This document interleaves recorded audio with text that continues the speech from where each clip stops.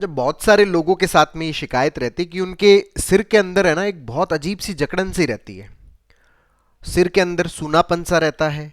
जो सिर है वो भारी सा रहता है। ऐसा लगता है सर जैसे सुबह उठते हैं ना तो पूरी तरह से भारी भारी सा बना रहता है, जिसकी वजह से काम नहीं कर पा रहे, ढंग से नहीं रह पा रहे। तो ये जो सिर की भारीपन है, सिर की जो जकड़न है, इससे हम कैसे पीछा छुटाएं, इसी के ऊपर पूरा साइंटिफिक सेशन है जो मैं शेयर कर रहा हूं। ये जो एग्जाम्पल जिसको अपन यूज कर रहे हैं, जिनका एग्जाम्पल मैं शेयर कर रहा हूं, उनकी एज जो है वो 35 ईयर एज है। और ये जो मेल है, इनके हर वक्त दिमाग के अंदर क्या जकड़न सी रहती है, सिर में भारीपन सा रहता है, और ये पिछले 3-4 सालों से ऐसा रह रहा है। अब इसकी वजह से ये बताते हैं कि सर मैं अपना काम ढंग से नहीं कर पा रहा, अपना वर्क ढंग से नहीं कर पा रहा, चीज़ों पे फोकस नहीं कर पा रहा, कहीं पर भी जाता हूं तो कनेक्टेड फील नहीं कर पाता, मज़ा महसूस नहीं कर पाता। और पिछले 3 सालों के अंदर बहुत सारा मैं इसका ट्रीटमेंट ले चुका हूँ, इसकी बहुत सारी जांचें हो रखी है। सिर की मैं एमआरआई करवा लिया है, सीटी स्कैन हो गया है, ईईजी हो गया है, जो भी सिर से संबंधित जो जांचें होती है वो मैं करवा चुका हूँ। और जितने भी पर्सन से, डॉक्टर से मिला, वो बोले कि सब आपकी जांचें नॉर्मल है, कुछ है नहीं, बस आप टेंशन लेते हो वो मत लो। अब टेंशन जो चीज़ है वो कोई जानबूझ के तो लेता नहीं, अपने आप हो जाती है। दिमाग के अंदर ऑटोमेटिक क्या आने लग जाते हैं, थॉट्स आने लग जाते हैं। तो अगर स्थिति कुछ ऐसी हो जिसके अंदर जांचें सारी नॉर्मल है, टेस्ट सारे नॉर्मल है, बट फिर भी सिर के अंदर एक भारीपन है, जकड़न है, तो ये जो भारीपन, ये जो जकड़न है ना, ये जकड़न किसकी वजह से, हमारे एंजाइटी की वजह से। सिर के अंदर जकड़न है वो दो कारणों से हो सकती है, या तो एनाटॉमिकल कारणों से हो सकती है, या फिर साइकोलॉजिकल कारणों की वजह से हो सकती है। ये दो मेजर कारण है। और पता करने का बहुत सिंपल सा तरीका है कि ये एनाटॉमिकल कारण से हो रही है या ये साइकोलॉजिकल कारण से हो रही है। उसका बहुत ही सिंपल सा तरीका है, वो इन्वेस्टिगेशंस का है, जांच का है। आपने जांच करवाया, वो नॉर्मल है, तो इसका मतलब एनाटॉमिकल कॉज नहीं है। मतलब अंदर कोई ऐसा नहीं कि कोई नस फट गई है या कोई क्लॉट हो गया है, कोई ट्यूमर हो गया है। ये सारे आपके टेस्ट के अंदर सब कुछ नॉर्मल है, इसका मतलब एनाटॉमिकल कॉज नहीं है। कॉज क्या है यहाँ पर, साइकोजेनिक कॉज है। मतलब जो हमारे दिमाग के अंदर जो ओवर थिंकिंग रहती है, ये जो एंजाइटी है, इसकी वजह से ये क्या हो रही है, सिर की जकड़न हो रही है। तो अगर हम चाहते हैं कि हमारे सिर की जकड़न ठीक हो, पूरी तरह से नॉर्मल हो, तो हमें हमारी जो जकड़न का जो रूट है, जो इसका जड़ है, उस जड़ को भी हमें क्या करना पड़ेगा, खत्म करना पड़ेगा। अगर हम इस जकड़न की जड़ को सही नहीं करेंगे, रूट को सही नहीं करेंगे, तो हम इस जकड़न से बाहर नहीं निकल पाएंगे। जैसे इनके अंदर इस जकड़न का जो रूट था, जो एंजाइटी जो था, जो ओवरथिंकिंग जो था, वो किस चीज का इनके दिमाग के अंदर एंजाइटी है कि इनके दिमाग में ऑटोमेटिक नेगेटिव थॉट्स आती है। अच्छा, किस तरह के नेगेटिव थॉट्स आते हैं कि ये बताते हैं कि सर मैं थोड़ा सा क्या आध्यात्मिक टाइप का व्यक्ति हूं, तो आध्यात्मिकता में मैं बहुत सारे लोगों को, बहुत सारे गुरुओं को सुना, तो वहां से मेरे दिमाग में ये थॉट आया कि इंसान है वो, जो है वो जन्मता है, उसका पुनर्जन्म होता है। तो अब पुनर्जन्म मान लो मेरा हो गया, तो मेरा पुनर्जन्म मान लो कोई जानवर का हो गया, मान लीजिए कि कोई मुर्गी का हो गया। तो मैंने चाइना वाले भी वीडियो देखे, कोई मेंढक का हो गया, तो वहां पे जैसे मुर्गी को उबाल रहे हैं, या कहीं पर भी, कोई जरूरी नहीं कि चाइना ही हो, अदर कंट्रीज के अंदर भी या मेरे आसपास भी मैं देखता हूं कि लोग जो जानवरों को खाते हैं, तो वो उनकी चमड़ी को उतारते हैं, उनको पानी के अंदर उबालते हैं।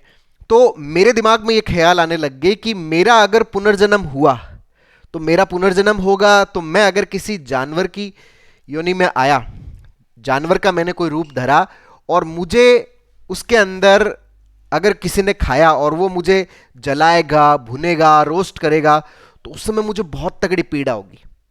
तो वो उस टाइम की जो पीड़ा है, उसका एहसास हर वक्त मेरे दिमाग के अंदर चलता रहता है, और मुझे ये डर लगता रहता है कि जो अगले जन्म में अगर मैं जानवर बन गया और मुझे अगर तला गया तेल के अंदर, तो ये चीज मुझे बहुत डराती है। इस वजह से मैं बहुत ज्यादा परेशान रहता हूं, हर वक्त मेरा दिमाग चलता रहता है। अब हर वक्त दिमाग चलता रहता है, इसकी वजह से दिमाग के अंदर क्या बनी हुई है, जकड़न सी बनी हुई है। गर्दन के अंदर भी जकड़न रहती है, पाल्पिटेशंस रहते हैं, सीने में भारीपन रहता है, बहुत ज्यादा चिड़चिड़ापन सा रहता है, सर मैं अपना काम ढंग से नहीं कर पाता।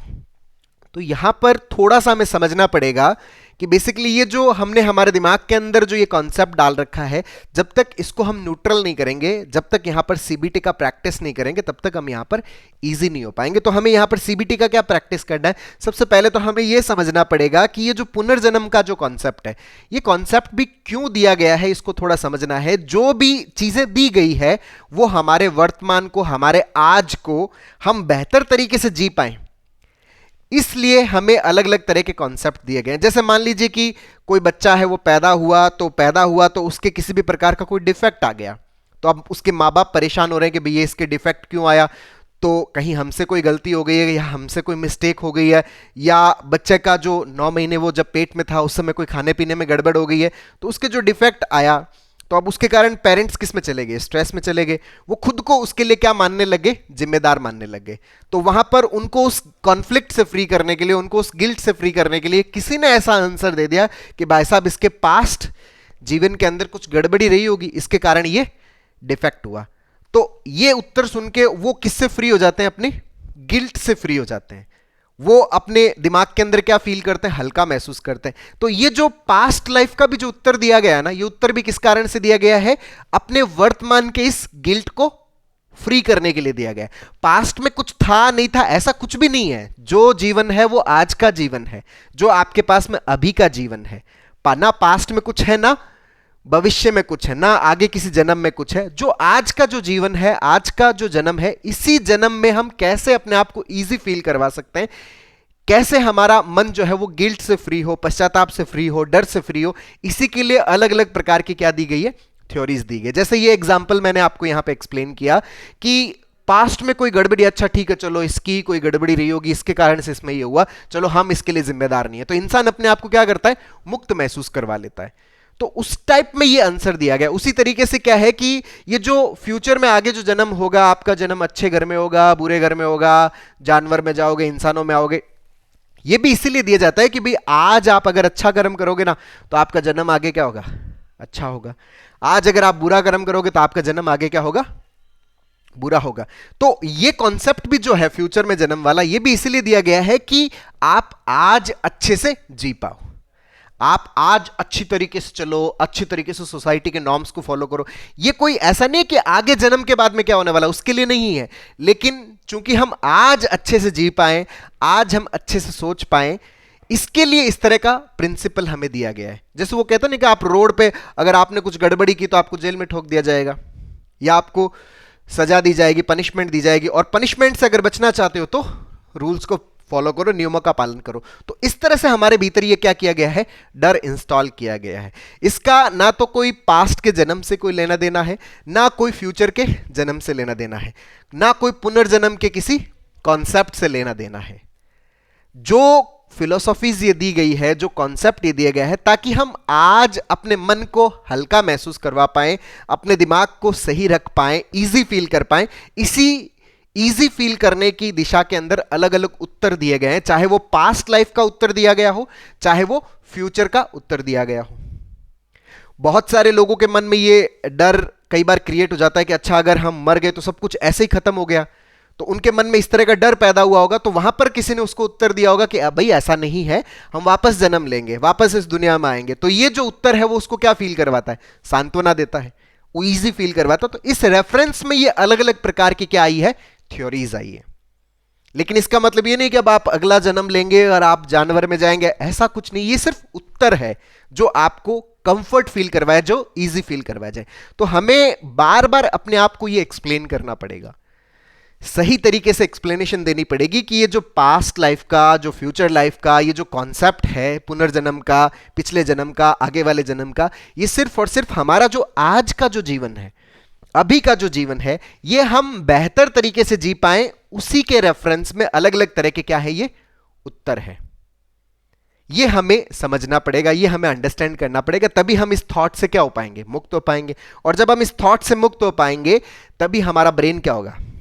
रिलैक्स होगा। ब्रेन जब रिलैक्स होगा तो हमारा एएनएस जो है, ऑटोनॉमिक नर्वस सिस्टम, वो भी क्या होगा? रिलैक्स होगा। जब एएनएस रिलैक्स होगा तो हमारे दिमाग की जकड़न भी क्या होगी?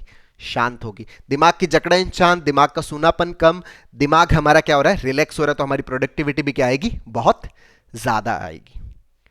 तो हमें लगातार क्या करना पड़ेगा, सीबीटी का प्रैक्टिस करना पड़ेगा, तभी हम इसमें क्या हो पाएंगे, इजी हो पाएंगे। तो दोस्तों उम्मीद करता हूं आपको ये वीडियो पसंद आया होगा।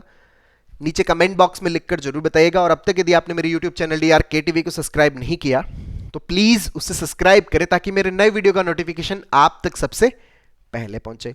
और दोस्तों हम लोगों ने जो साइकोलॉजिकल प्रॉब्लम्स है, चाहे वो एंजाइटी का हो, पैनिक का हो, ओवर थिंकिंग का हो, नेगेटिव थिंकिंग का हो, ओसीडी का हो, इसको हम परमानेंटली कैसे ठीक कर सकते हैं, इसके ऊपर एक स्टेप बाय स्टेप लर्निंग का एक पूरा सीबीटी का वर्कशॉप लॉन्च किया हुआ है, जिसका लिंक नीचे डिस्क्रिप्शन में है, जिसको आप अपने भीतर इंस्टॉल करके अपनी साइकोलॉजिकल प्रॉब्लम्स को पूरी तरह से खत्म करने में बहुत अच्छे से मदद ले सकते हैं। बहुत बहुत धन्यवाद दोस्तों।